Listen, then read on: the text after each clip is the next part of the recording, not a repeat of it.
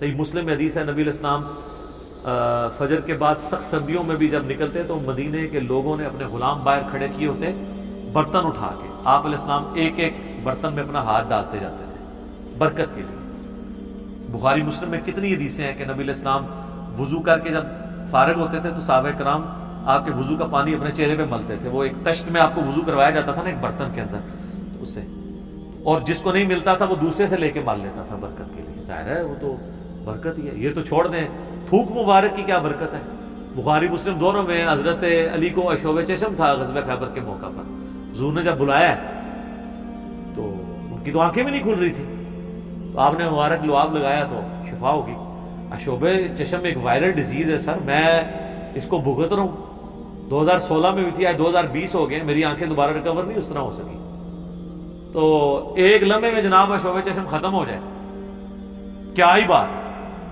پھر آپ نے مبارک ہاتھوں سے زیرہ باندھ کے تو خیبر کے لیے روانہ کیا، تو آپ کی مبارک تھوک کی برکت۔ اس طرح بخاری مسلم میں کئی احادیث ہیں کہ آپ نے اپنا نواب دہن کسی کنویں میں ڈالا ہے، پانی اوپر آ گیا، کھانے میں ڈالا ہے، کھانا 10 بندوں کا تھا، 300 بندوں نے کھا لیا ہے اور اتنے کا اتنا ہے، کام ہی نہیں ہو رہا۔ تھوک مبارک کی برکت، ہاتھ مبارک کی برکت۔ بخاری مسلم میں آتا ہے کہ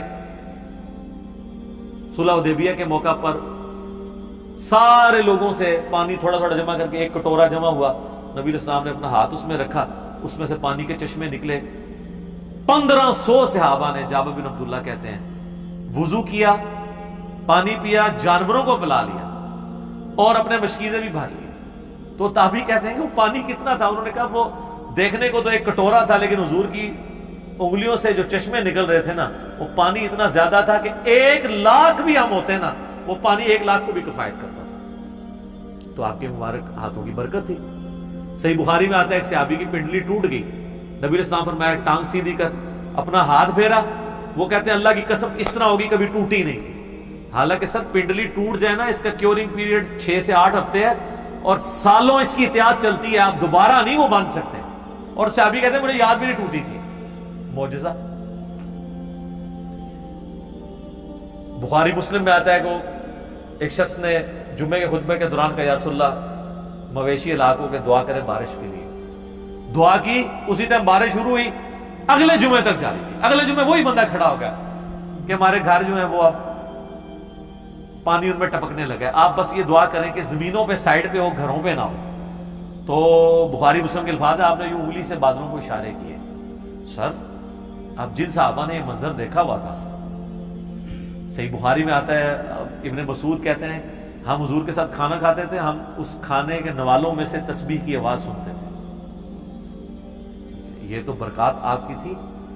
جابر بن عبداللہ کہتے ہیں مسلم شریف میں حدیث ہے کہ ایک سفر کے دوران حضور نے مجھے کہا ان 2 درختوں کو کہو کہ اللہ کے نبی کہہ رہے ہیں مل جاؤ، میں نے رفع حاجت کرنی ہے۔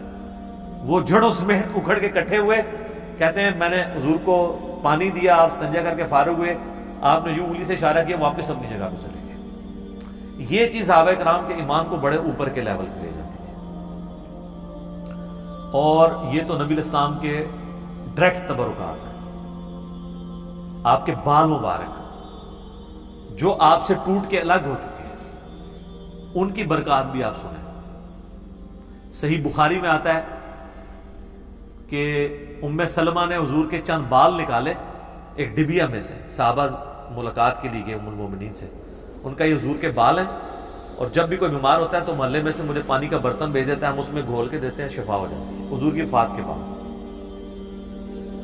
اور بال مبارک تو پھر بھی جسم کا حصہ ہے، کرتا مبارک تو جسم کا حصہ بھی نہیں ہے، یہ تو الگ سے ایک چیز ہے نا۔ صحیح مسلم میں ہے کہ سروانی تیالسی جبہ اسما ابن بنت ابی بکر نے حضرت عائشہ کی بڑی بہن نے نکالا اور کہا یہ رسول اللہ کا کرتا ہے جس کے اوپر یہاں پہ گوٹ بھی لگی ہوئی تھی، کالے کلر کا تھا، بائی چانس آج میں نے بھی کالا کپڑے پہنے، یہ سنت ہے۔ تو وہ کہتی ہیں کہ حضرت عائشہ کی وفات کے وقت میں نے اپنی بہن سے یہ کرتا لے لیا اور حضور اسے پہنتے تھے، اور ہم اس کا دھون مریضوں کو شفا کے لیے دیتے ہیں۔ تو یہ ساری آپ کی برکات ہے۔ آپ علیہ السلام ایز اے اسپیشیز انسان ضرور تھے، مرتبے میں اور کوالٹیز میں کوئی انسان ان کے برابر نہیں تھا۔ بخاری مسلم میں آتا ہے کہ آپ علیہ السلام پیٹھ کے پیچھے بھی دیکھ لیتے تھے، آپ نے فرمایا، بخاری مسلم کے الفاظ ہیں کہ اپنی صفیں سیدھی رکھا کرو اور نماز خشوع و خضوع سے پڑھا کرو. اللہ کی قسم میں اپنے پیٹھ کے پیچھے سے بھی تمہیں دیکھ رہا ہوتا ہوں. یعنی حضور علیہ السلام کو پیچھے بھی نظر آتا تھا آنکھ کے بغیر.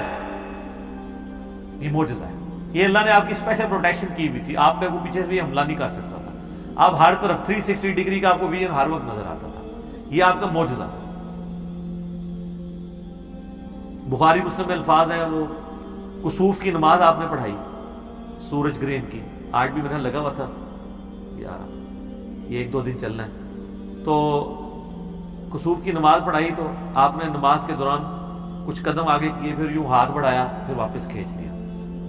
صحابہ نے کہا یا رسول آج آپ کو ایک عمل ایسا کرتے دیکھیں جو پہلے نہیں کرتے دیکھا. آپ فرمایا کہ میں نے جب نگاہ اٹھائی تو میں نے جنت دیکھ لی.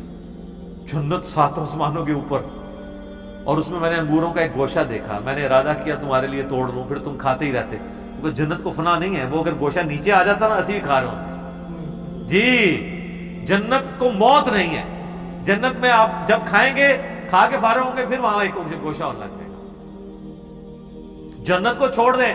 بخاری مسلم میں آتا ہے حضرت ابو ہریرہ کو حضور نے وہ ایک تھیلی میں کھجوریں دی تھی، پوری زندگی کھاتے رہتے تھے. وہ ایک دفعہ ان سے پھر الٹ گئی تو اس کے بعد وہ ہوا، جب تک وہ کھاتے رہے. ٹھیک ہے نا. تو آپ علیہ السلام اب آپ دیکھیں کہ نگاہ کہاں پہنچی ہے؟ جنت میں. ہاتھ بھی پہنچ رہے ہیں. تو یہ جو لوگ بعض اوقات گستاخی کرتے ہوئے کہتے ہیں نبی کے بھی 2 ہاتھ، ہمارے بھی 2 ہاتھ، اس طریقے سے کبھی بھی کسی صحابی نے توحید نہیں بیان کی ہے. یہ نان سینس اپروچ ہے. آپ ایک بات طریقے سے بیان کریں جو حدیث میں آئی ہے کہ میں بھی ایک انسان ہوں، اللہ کا قاصد قریب ہے، میرے پاس آئے موت کا فرشتہ اور میں بھی چلا جاؤں، جو غدیر خم کے شروع میں آتی ہے. اس طریقے سیدہ صاحب کی حدیثیں جو بخاری مسلم میں آتی ہیں، میں بھی ایک انسان ہوں، جس طرح تم بھولتے ہو میں بھی بھول جاتا ہوں. اب یہ الفاظ استعمال کریں. باقی آپ علیہ السلام کی جو کوالٹیز اللہ نے آپ کو دی ہیں وہ اتنی ایکسٹرا آرڈنری ہیں. آپ کی ایک ایک چیز کو اگر کنسیڈر کیا جائے نا تو اس پہ گھنٹوں بولا جا سکتا ہے. جسے شوق ہونا یہ مشکات المصابیح کی 3ری جلد میں نبی علیہ السلام کے معجزات کا چیپٹر پڑھ کے دیکھ لیں تو پتہ چل جائے گا کہ آپ صلی اللہ علیہ وآلہ وسلم کو اللہ تعالیٰ نے کیا کیا کوالٹیز دی ہیں جو فزیکلی لوگوں نے آبزرو کی. آپ صلی اللہ علیہ وآلہ وسلم، صحابہ کہتے ہیں جب آپ چلتے تھے آپ کے سر کو پیدل چل نہیں سکتا. ہاں تھک جاتے تھے. آپ تھوڑا تیز چلتے تھے اور جھکے ہوئے جیسے کوئی ڈھلوان سے نیچے اتر رہے تو لوگ نہیں چل سکتے تھے، آپ کے ساتھ تھک جاتے تھے. داڑھی دیکھ لیں وفات تک سفید نہیں ہوئی. بخاری مسلم دونوں میں الفاظ ہیں. انس بن مالک کہتے ہیں میں اگر گننا چاہتا، یہ وہ شخص کہہ رہا ہے جو 10 سال حضور کو وضو کروا رہے ہیں، سر 10 سال میں کتنی نمازیں آئی ہوں گی. کیا خوش نصیبی ہے جی انس بن مالک کی. اس نے حضور کو کتنی دفعہ وضو کروایا ہے تو کرتے ہوئے دیکھا ہے. تو کہتے ہیں وفات کے وقت اگر میں داڑھی اور سر کے ملا کے بھی گنتا نا تو 20 سے زیادہ بال سفید ہیں. 20 سے زیادہ تو میرے سفید ہیں. کالی داڑھی خوبصورتی کی علامت ہے، اسی لیے آپ علیہ السلام کی وفات تک داڑھی کالی ہوئی. اور داڑھی آپ کالی کر بھی سکتے ہیں. اس پہ میرا ایک کلپ آ چکا ہے. داڑھی کو بلیک کرنا، اس میں نے دلائل ماشاءاللہ وہ 4 لاکھ سے زیادہ لوگ دیکھ چکے ہیں. 25 منٹ میں نے پورا مقدمہ بیان کیا کہ وہ ممانعت کن احادیث کے میں کس کے بارے میں. نبی علیہ السلام کو ضرورت نہیں پڑی، اللہ نے ان کو خوبصورتی کی علامت بنایا تھا.